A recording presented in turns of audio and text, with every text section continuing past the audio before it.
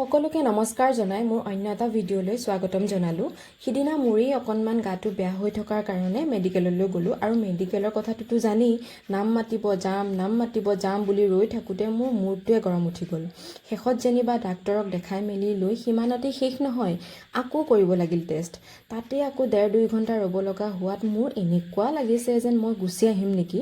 সেইকাৰণেতো doctor visit কৰা কামটো মোৰ চবতকৈ বেয়া লাগে। ফাইনেলি 2 ঘণ্টামানৰ পাছত যেনিবা হ'ল আৰু বাহিৰত ইমান গৰম বাপৰে, এতিয়া বহি লৈহে যেন মোৰ অলপ শান্তি লাগিছে। তেতিয়ালৈকে মোৰ পেটত নিগনি দৌৰিলেই, মানে ভোক লাগিছে ৰাইজ। বাকী চব কাম বাদ দি আমি গ'লোঁ খাবলৈ।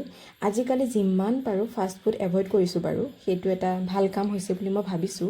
গতিকে আমি ভাতকে অৰ্ডাৰ দিলোঁ আৰু ভাত সাজ খাইহে যেন মোৰ মুখত গ্ল' আহিছে, মোৰ তেনেকুৱা ফিল হৈছে। তাৰ পাছত মোৰ কিছুমান কছমেটিক্সৰ প্ৰয়োজনীয় বস্তু ল'বলৈ আছিল, কিন্তু মই লগত লৈ আহিলোঁ অপ্ৰয়োজনীয় বস্তু। কেতিয়া যে এই স্বভাৱটো নাইকিয়া হ'ব একমাত্ৰ ভগৱানে জানে। তাৰ পাছত আৰু মোৰ ক'তো যাবলৈ এনাৰ্জিও নাই, কিবা ক'বলৈও এনাৰ্জি নাই, গতিকে ডাইৰেক্ট আহিলোঁ ঘৰ। তেতিয়াহ'লে নেক্সট পুনৰ এটি ভিডিঅ'ত লগ পোৱাৰ আশাৰে আজিলৈ বাই।